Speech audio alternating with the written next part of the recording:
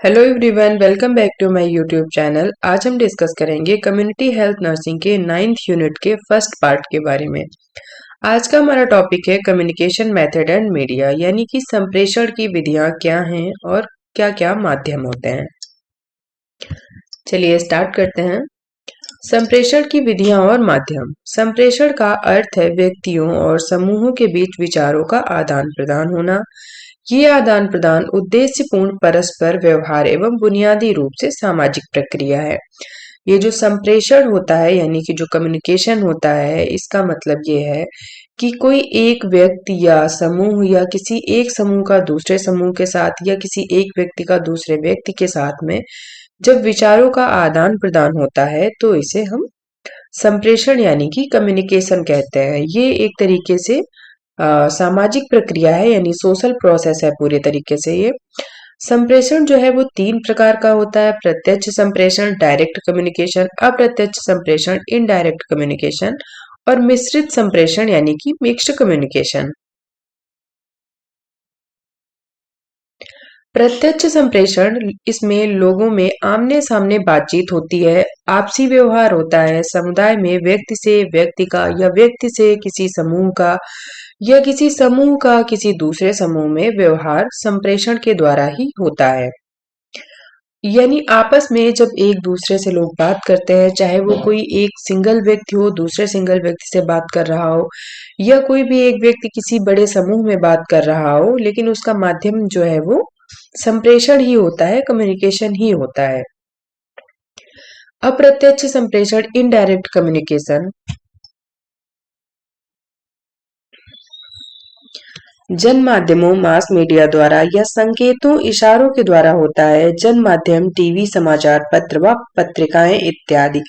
अप्रत्यक्ष संप्रेषण basically direct बातचीत करके नहीं किया जाता है। ये मास मीडिया यानी एक बड़े लेवल पर जब कोई बात, कोई संदेश, कोई मैसेज कम्युनिकेट करना होता है तो वहां पर संकेत या इशारे से, जैसे टीवी के माध्यम से, समाचार पत्र पत्रिकाओं के माध्यम से जब कम्युनिकेशन किया जाता है तो इसे हम इनडायरेक्ट कम्युनिकेशन कहते हैं। नेक्स्ट है हमारा मिश्रित संप्रेषण यानी कि मिक्स्ड कम्युनिकेशन। इसमें प्रत्यक्ष व अप्रत्यक्ष संप्रेषण होता है, अर्थात शब्दों और संकेतों दोनों तरह से इसका इसमें प्रयोग होता है। कुछ बातें शब्दों से कहकर, बोलकर बताई जाती हैं या लिखकर बताई जाती हैं, और कुछ चीजें संकेतों के माध्यम से समझाई या बताई जाती हैं, तो इसे हम मिक्स्ड कम्युनिकेशन कहते हैं। संप्रेषण एक विशिष्ट शारीरिक व मानसिक प्रतिक्रिया होती है।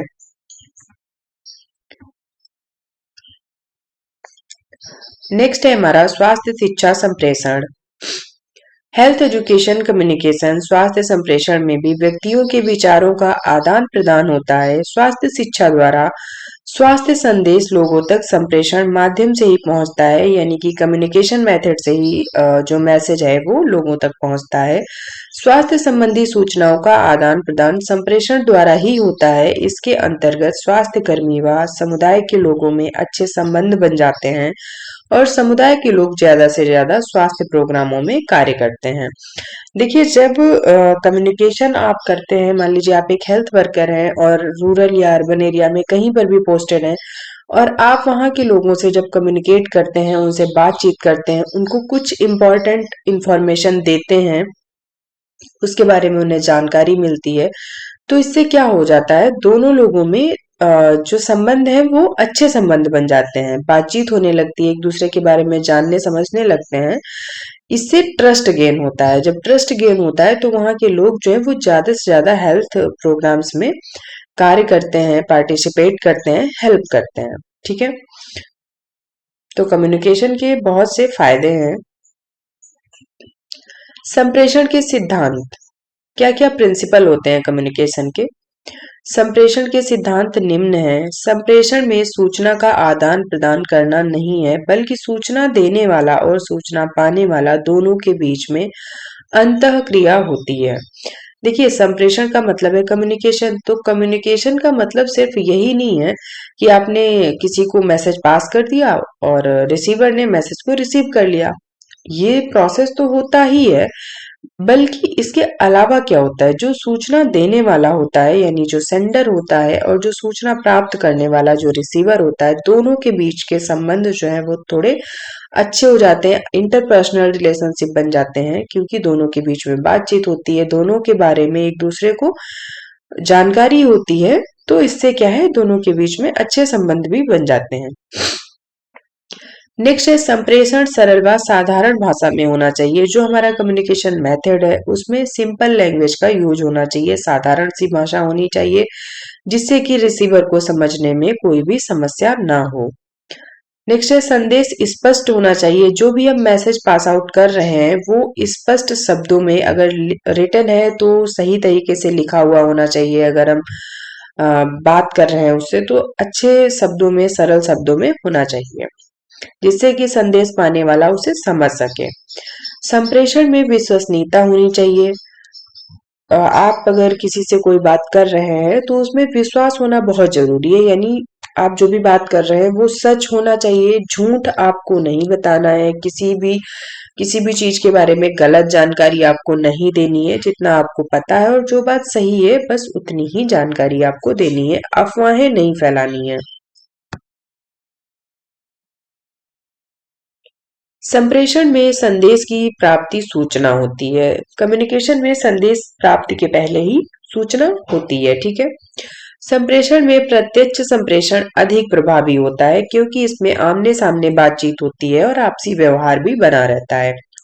जो हम डायरेक्ट कम्युनिकेशन करते हैं यानी आमने सामने बैठकर हम बातचीत करते हैं, तो ये संप्रेषण जो है अधिक प्रभावशाली होता है, क्योंकि इसमें डाउट जो है वो ऑन द स्पॉट क्लियर हो जाते हैं, ठीक है।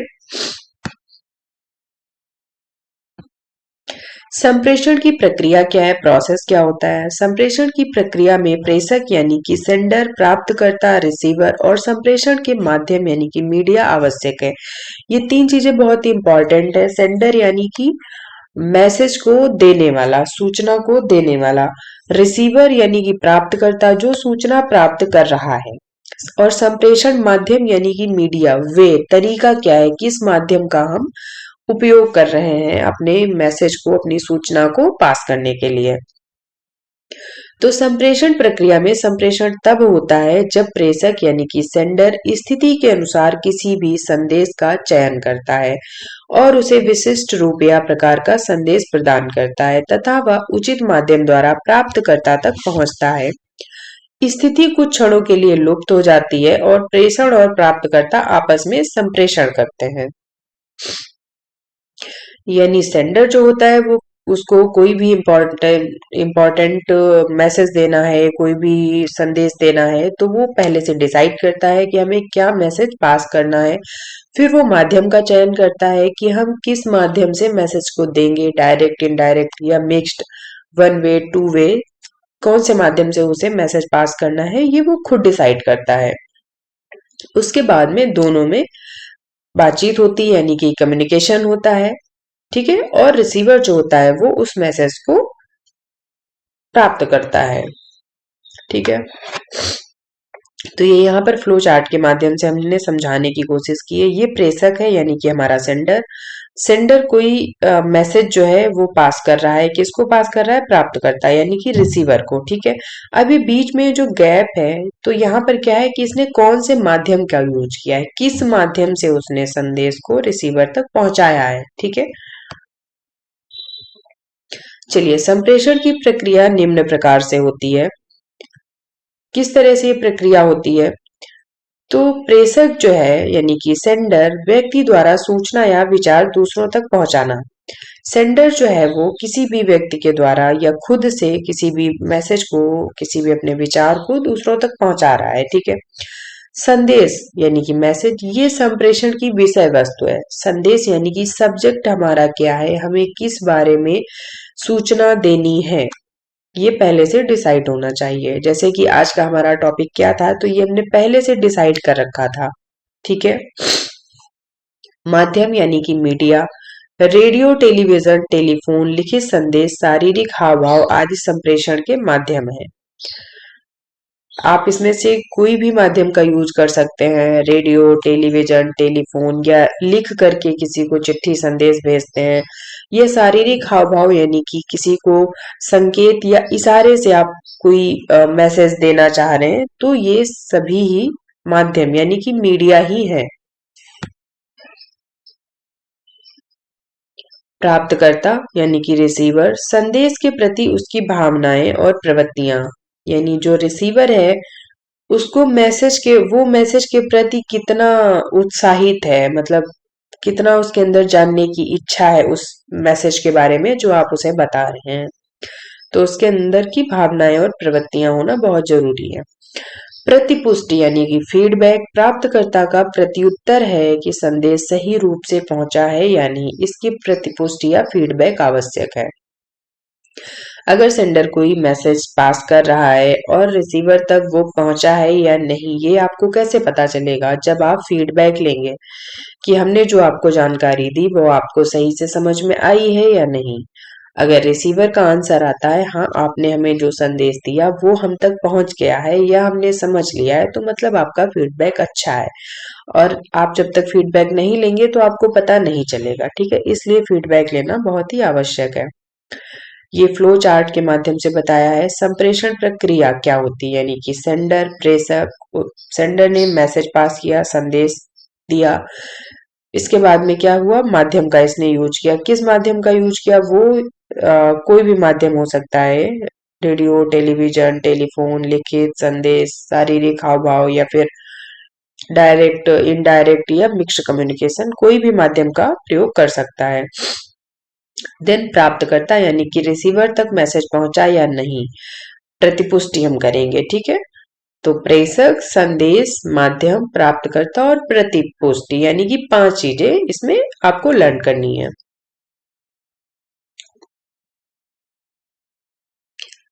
संप्रेषण के प्रकार और विधियां क्या क्या होते हैं? तो संप्रेषण यानी कि कम्युनिकेशन 3 तरह का है। संबंध आधारित यानी रिलेशन बेसिस, दिशा आधारित यानी कि डायरेक्शन बेसिस, अभिव्यक्ति आधारित यानी कि एक्सप्रेशन बेसिस, ठीक है? रिलेशन बेसिस जो है उसको फिर दो पार्ट में डिवाइड किया गया है, औपचारिक और अनौपचारिक यानी कि फॉर्मल और इनफॉर्मल। डायरेक्शन बेसिस पे इसको भी दो पार्ट में डिवाइड किया गया है, अधोमुखी और ऊर्ध्वमुखी। यहाँ पे 2 बार अधोमुखी टाइप हो गया है, यहाँ पे ऊर्ध्वमुखी है, ठीक है? सेकंड वाला ऊर्ध्वमुखी है। अभिव्यक्ति आधारित इसमें शाब्दिक और अशाब्दिक, तो शाब्दिक और अशाब्दिक, अशाब्दिक को मौखिक भी कह सकते हैं, ठीक है? चलिए, ये हमने डायग्राम के माध्यम से बताया है, हम आगे डिटेल में डिस्कस करेंगे। संप्रेषण की विधियां, तो संप्रेषण जो है वो बेसिकली 2 प्रकार से वर्गीकृत किया गया है। पहला हमारा है प्रथम वर्गीकरण यानी कि फर्स्ट क्लासिफिकेशन, जो है वो हमने डायग्राम में अभी बताया है। तो प्रथम वर्गीकरण में संबंध के आधार पर, on the basis of relationship, इसमें 2 तरह का होता है, औपचारिक और अनौपचारिक। तो औपचारिक में क्या है? ये संप्रेषण संगठनात्मक ढांचे के बीच में दिया जाता है, यानी प्री प्रिपरेशन करके दिया जाता है। जैसे कि टीचर स्टूडेंट क्लास में हूँ, टीचर क्लास ले रहा है, तो ये पहले से प्रिपेयर्ड होता है, पता होता है उनको कि क्लास लेनी है, ठीक है? या कोई इंफॉर्मेशन किसी को देनी है, किसी फैमिली को, किसी ग्रुप में, तो ये पहले से ही प्रिपेयर्ड होते हैं, यानी संगठनात्मक ढांचे के बीच में दिया जा रहा है, तो उसे हम फॉर्मल कहते हैं। कोई फॉर्मल मैसेज पास कर रहे हैं, ठीक है? नेक्स्ट है अनौपचारिक। ये संप्रेषण सामाजिक गतिविधियों को एक संगठन की औपचारिक सीमा में चलाते हैं। अनौपचारिक संप्रेषण जैसे कि अफवाह, गलतफहमी आदि,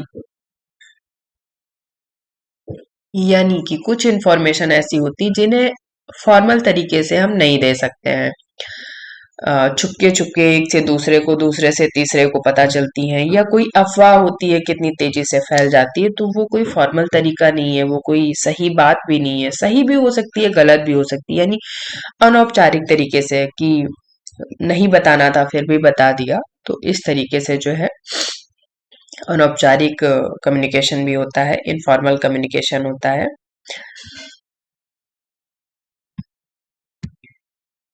सेकंड है हमारा दिशा के आधार पर यानी on the basis of direction.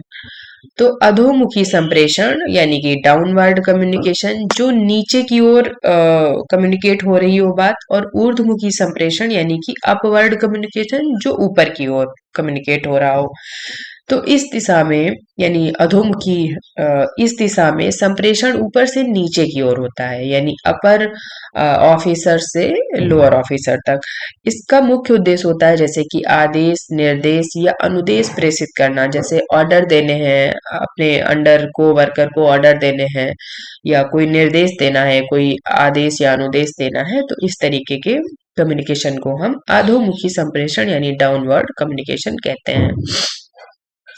ऊर्ध्वमुखी संप्रेषण, इस विधि में संप्रेषण नीचे से ऊपर की ओर अर्थात अधीनस्थ कर्मचारियों से अधिकारियों की ओर होता है, जैसे कि शिकायतें, रिपोर्ट, सुझाव, समझौता। अब नीचे वाला कर्मचारी ऊपर वाले कर्मचारी को आदेश तो नहीं देगा, कोई निर्देश तो नहीं देगा, वो शिकायतें दर्ज करा सकते हैं, या जो कार्य कर रहे हैं उसकी रिपोर्ट दे सकते हैं, या कोई सुझाव दे सकते हैं, ठीक है। तो इस तरीके से जो कम्युनिकेशन होता है उसे ऊर्ध्वमुखी यानी अपवर्ड कम्युनिकेशन कहते हैं। नेक्स्ट है हमारा अभिव्यक्ति के आधार पर यानी on the basis of expression. तो ये दो तरीके का होता है, एक तो शाब्दिक संप्रेषण होता है वर्बल कम्युनिकेशन, और दूसरा मौखिक संप्रेषण यानी ओरल कम्युनिकेशन। तो शाब्दिक संप्रेषण में ये संप्रेषण शब्दों के द्वारा होता है, चाहे वो बोलकर किए जाएं या फिर वो लिख कर बताए जाएं, लेकिन शब्दों के द्वारा ही होता है। इसमें इशारे या संकेतों का यूज नहीं किया जाता है। मौखिक संप्रेषण, ओरल कम्युनिकेशन में मौखिक संप्रेषण आमने सामने होता है, आपस में विचार विमर्श होता है, जैसे टेलीफोन, व्याख्यान, इंटरव्यू, सम्मेलन द्वारा ये जो संप्रेषण होते हैं ओरली, ठीक है। तो ये जो है मौखिक संप्रेषण कहलाते हैं। नेक्स्ट हमारा लिखित संप्रेषण, रिटन कम्युनिकेशन। लिखित संप्रेषण में लिखित रूप से संप्रेषण होता है, जैसे स्वास्थ्य संबंधी सूचनाएं, चार्ट्स, पोस्टर्स, समाचार पत्रों, पत्रिकाएं, इंटरनेट व पैम्पलेट के द्वारा जो किया जाता है। ये एक प्रभावी संप्रेषण भी होता है क्योंकि इसमें आपके पास पूरा प्रॉपर रिकॉर्ड होता है, आपने कोई रिपोर्ट दी, कोई सूचना दी, कोई पोस्टर्स के माध्यम से कोई सूचना दी, या न्यूज़पेपर, पत्रिकाएं, या कोई इंटरनेट के माध्यम से कुछ भी मैसेज पास किया, तो इसका प्रॉपरली रिकॉर्ड होता है, इसलिए ये ज्यादा प्रभावी होता है। यानी वो मैसेज जो है आप जिसे दे रहे हैं वो उस टाइम भी फॉलो कर सकता है उस मैसेज को, या वो बाद में भी उसे देख सकता है, तो इसलिए ये ज्यादा प्रभावी होता है।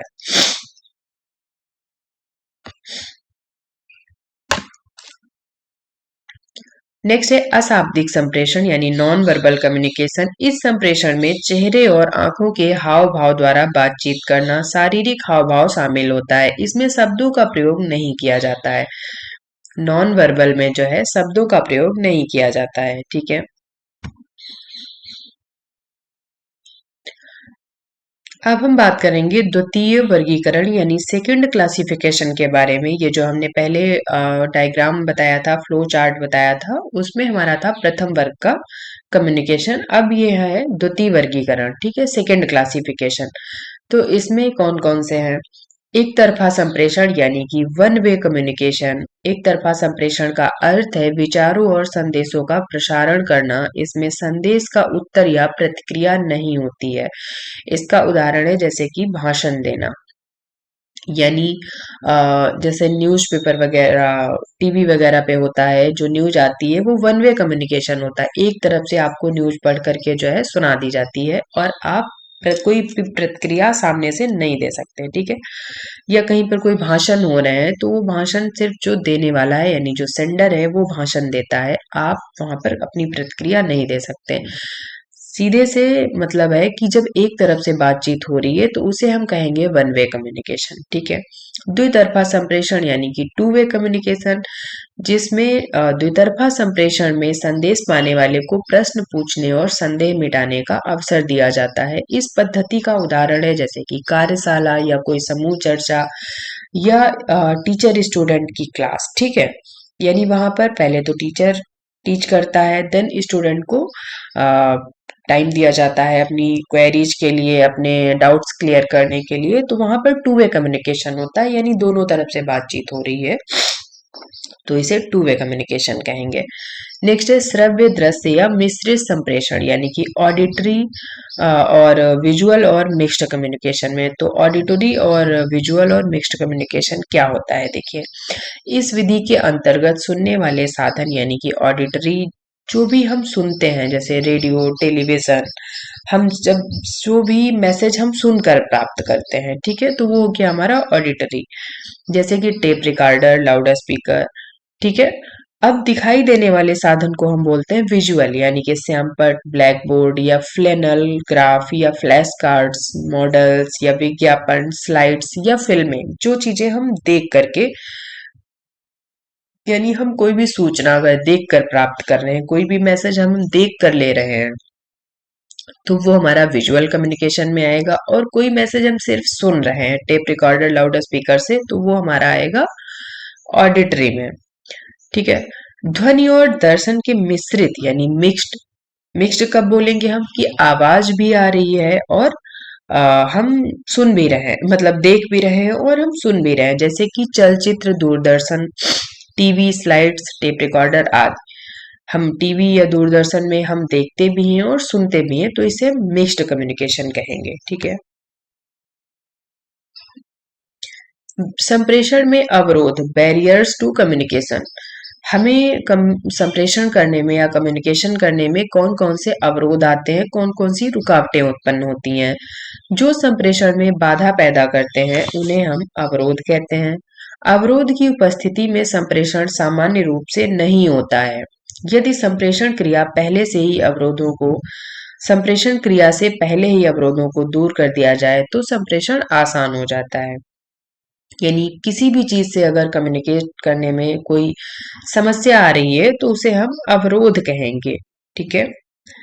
और जब कोई भी अवरोध उत्पन्न होता है तो जो कम्युनिकेशन है वो नॉर्मल तरीके से नहीं हो पाता, बार बार डिस्टरबेंस होता है, तो इससे अच्छा है कि कम्युनिकेशन करने से पहले ही उन अवरोधों को दूर कर दिया जाए, जिससे कि हमारा कम्युनिकेशन इफेक्टिव रहे। नेक्स्ट है barrier related to language and script, भाषा से संबंधित क्या अवरोध होते हैं। इसके अंतर्गत प्राप्तकर्ता, यानी कि संप्रेषण के समय उपयोग में लाई जाने वाली भाषा से परिचित नहीं हो, जैसे कि स्वास्थ्य कार्यकर्ता सिर्फ अंग्रेजी ही जानते हैं या वो सिर्फ हिंदी ही जानते हैं, तो वो अंग्रेजी नहीं जानने वाले रोगियों से या हिंदी नहीं जानने वाले रोगियों से संप्रेषण नहीं कर पाएंगे। यानी कि आपकी लैंग्वेज दूसरी है और आप जिस व्यक्ति से कम्युनिकेशन कर रहे हैं उस व्यक्ति की भाषा दूसरी है, तो आप उसको अपनी बात नहीं समझा पाएंगे, ठीक है। बैरियर ऑफ नॉइज, शोर से संबंधित अवरोध, बाह्य भौतिकी पहलू जैसे कि अत्यधिक गर्मी, अत्यधिक शोर, अत्यधिक नमी, ये सभी संप्रेषण को अवरोधित करते हैं। यदि बाह्य स्रोतों से अवरोध है तो इसके नियंत्रण में समस्याएं भी आती हैं। ऐसे मामलों में संप्रेषण के प्रकार में परिवर्तन करके अवरोध को दूर कर सकते हैं। इसका एग्जाम्पल ये है, जैसे कि मैं भी टॉपिक डिस्कस कर रही हूँ, क्लास ले रही हूँ, अभी इस समय बाहर से कोई ऐसी आवाज शुरू हो जाए जिसे मैं कंट्रोल नहीं कर सकती, तो ये क्या है, शोर से संबंधित अवरोध, यानी कि बाह्य स्रोत से अवरोध उत्पन्न हो रहा है जिसे मैं कंट्रोल नहीं कर सकती, ठीक है। तो इसके लिए हम क्या करेंगे कि समय या स्थान का परिवर्तन कर सकते हैं, जिससे कि हम उस अवरोध को दूर कर सकते हैं। नेक्स्ट है हमारा सामाजिक संगठन से संबंधित अवरोध, barrier related to social organisation.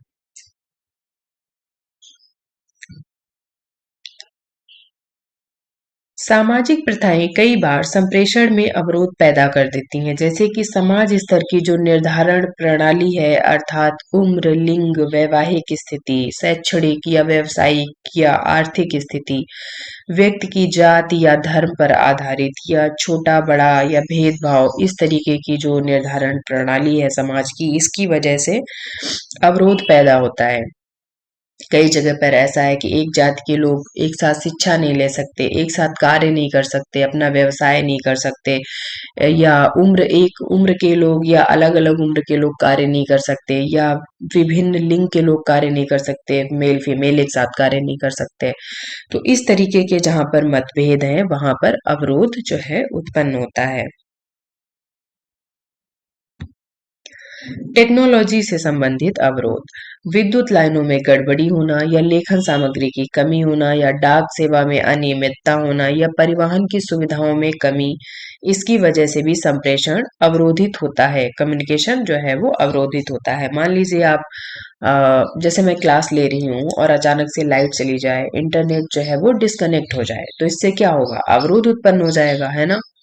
या कोई रिटन में क्लास हो रही है और वहां पर लिखने की सामग्री ना अवेलेबल हो, या डाक सेवा जो है वो रेगुलर नहीं है, नियमित रूप से नहीं है, या कहीं आपको जाना है, मान लीजिए परिवहन की वहां पर सुविधा नहीं है, तो इस तरीके से क्या होगा, संप्रेषण जो है वो अवरोध होगा।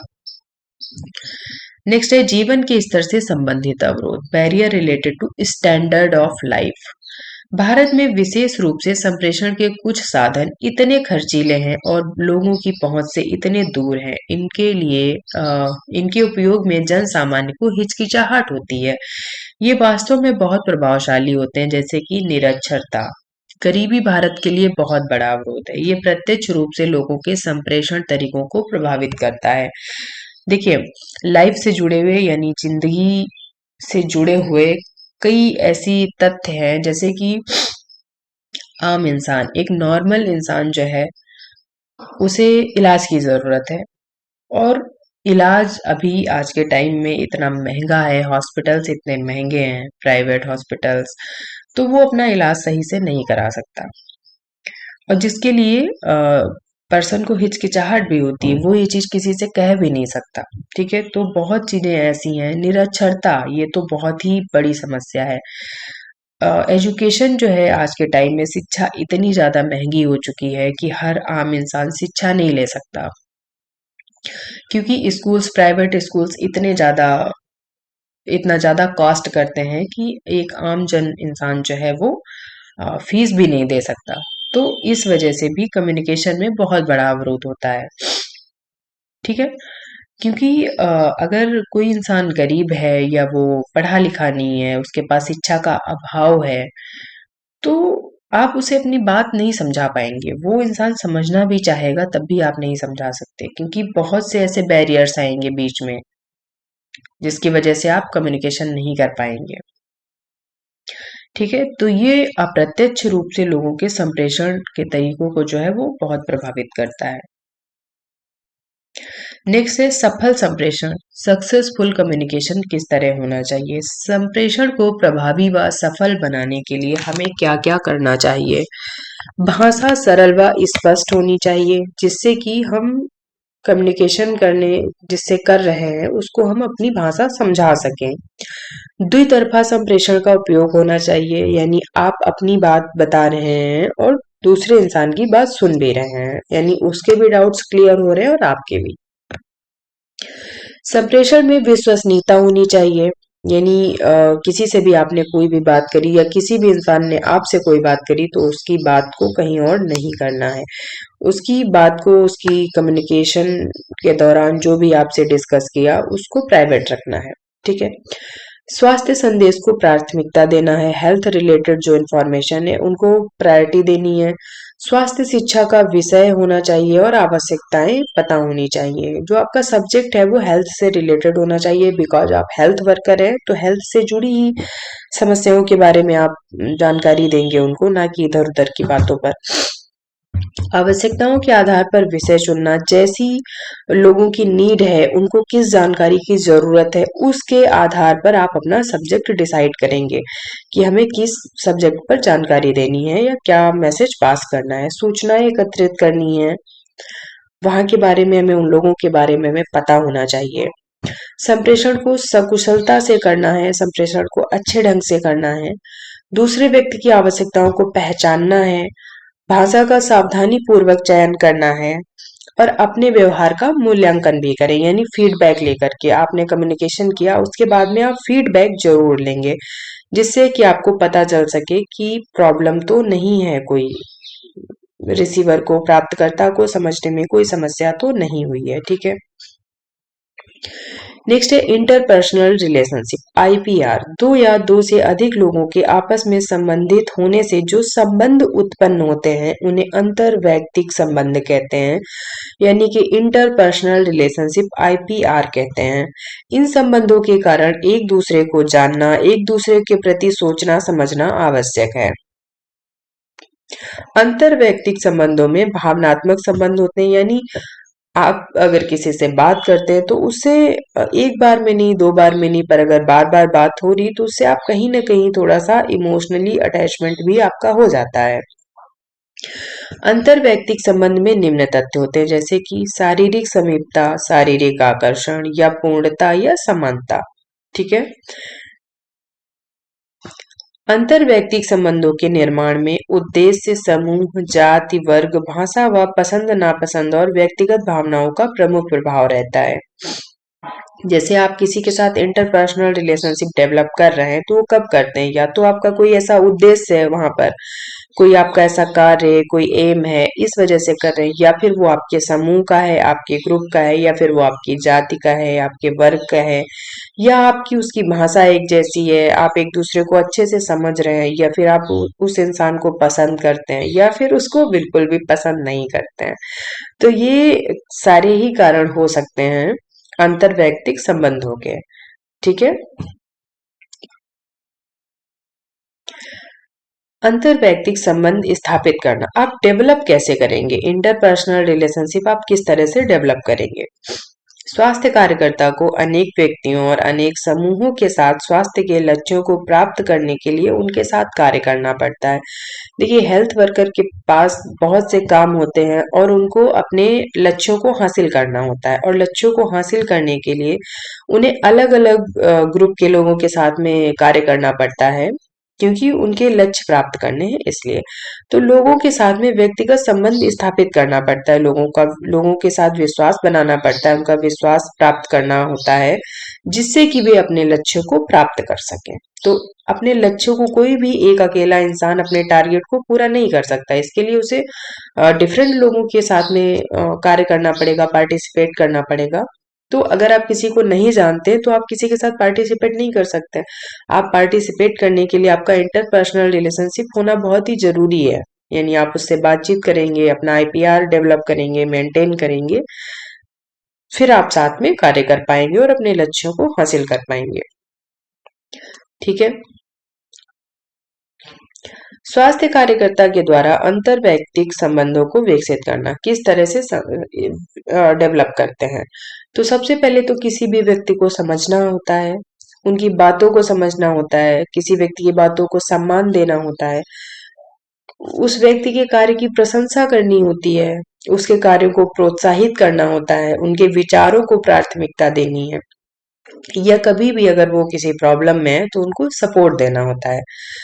कर्तव्यों की अनुपालना करनी होती है, व्यावसायिक मानदंडों यानी कि प्रोफेशनल स्टैंडर्ड का विशेषकर ध्यान रखना होता है। ये नहीं कि आप किसी के साथ बातचीत कर रहे हैं, बहुत ज्यादा पर्सनल हो गए, उससे पर्सनल क्वेश्चन पूछने लग गए, ठीक है, ऐसा कई बार हो जाता है। तो आपको प्रोफेशनल स्टैंडर्ड का बहुत ही ध्यान रखना है, आप अपने मानकों के अनुसार ही कार्य करेंगे, बातचीत करेंगे। ठीक है। कार्य के प्रति संप्रेषण करना, जो भी आप कार्य कर रहे हैं उसको लेकर के आप कम्युनिकेट करते रहेंगे। ठीक है। तो इतनी चीजें होती हैं अंतरवैयक्तिक संबंध यानी कि आईपीआर को मेंटेन करने के लिए या डेवलप करने के लिए।